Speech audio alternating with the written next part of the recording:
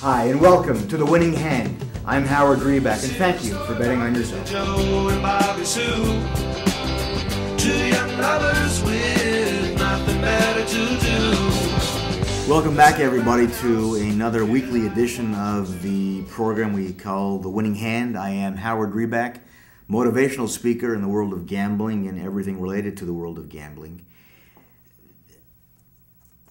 I walk the streets, I read my emails, people bump into me every day, they call, they ask, and all people want to know is gambling really that big an industry? Are there that many people out there gambling? My answer is, yeah, it is, and it's certainly much larger than anybody would care to admit to. I ask a very simple question. Be honest with yourself. Do you gamble? And I meet people at a local store near where I live, and I see the same guys in there every couple of days buying scratchies, what they're called, scratchies, or lotto tickets. In Quebec, we have what they call 649 or Super 7, whatever that is. And every state and every province has their equivalent. And, I introduce myself, or they see me at the store, I'm buying, little groceries, and they're standing at the machine that pumps out these tickets. And we get to talking about what it is that I do for a living. And right away, people get defensive.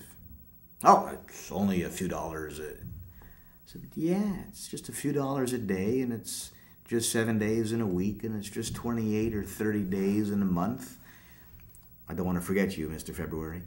And it's only 365 days in a year, and it's only 12 months in a year. So yeah, it's only. All the onlys add up.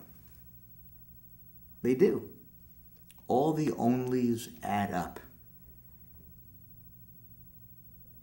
And if you want to be honest, most people gamble. Most people don't admit to gambling.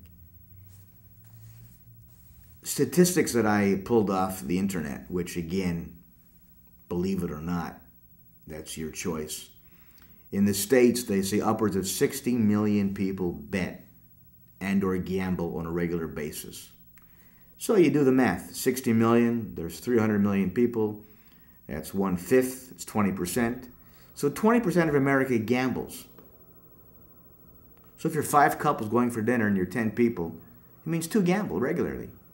It's not great. In Canada, it's a lot higher. 10 to 12 million people in Canada gamble weekly, minimum. That's 1 in 3, that's 33%. You're going out for dinner with 9 people, it means 3 people in the room gamble. It's not a good number. It's too much. They say that more money is spent on gambling than on all sporting events put together. It's a ridiculous figure if you just stop and think about it. It's ridiculous. People gamble. Why do people gamble? They gamble out of boredom. They're chasing the elusive dream about winning all kinds of money, gobs of money, when in fact nobody stops to realize that casinos and all types of betting and gambling, it's put together by engineers, by psychiatrists, by doctors in many facets of the world who are all there to build an industry around you losing. So how is it that we as a supposed bright society would gamble thinking we're going to win? In the long run, we're not going to win. As a matter of fact, in the not so long run, in the short run, in the very short run, we're not going to win. Yes. When there are 20 or 30 million people playing the lotto, I know the old story, somebody's got to win, and you can't win if you don't play. That's true. But the math is really not on your side. So let's keep in mind the words moderation, coping, and if you want to gamble, do it with money that won't affect your life in the slightest bit. There are some cardinal rules in the world of gambling, and that is never borrow money to gamble, never use your credit cards,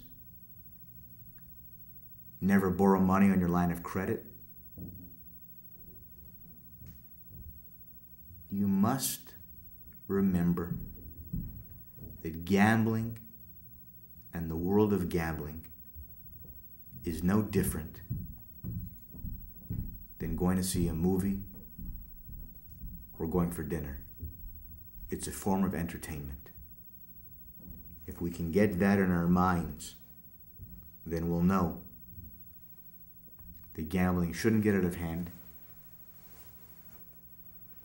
It won't affect your life to the point of devastation.